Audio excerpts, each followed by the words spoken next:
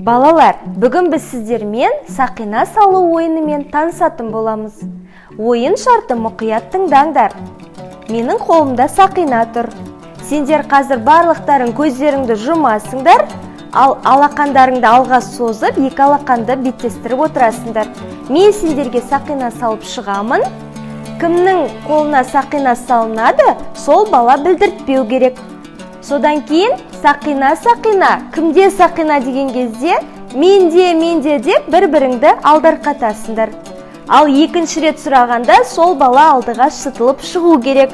Егер ол шыға алмай ұсталып қалса, жеңіліп қалады. Ал егер алға шықса, сол бала сақина ойынының жеңімпазы болады. Ойын шарты түсінікті ғой? Иә! Ал көзімізді жұмайық, ойынымызды бастайық.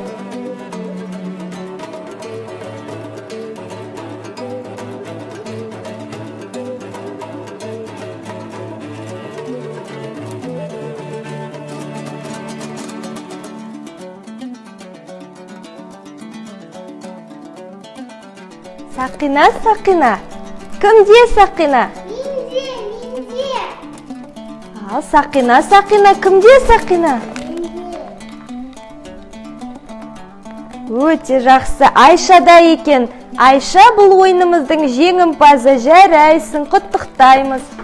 Ойын ұнады ма балалар? Иә! Рахмет сендерге.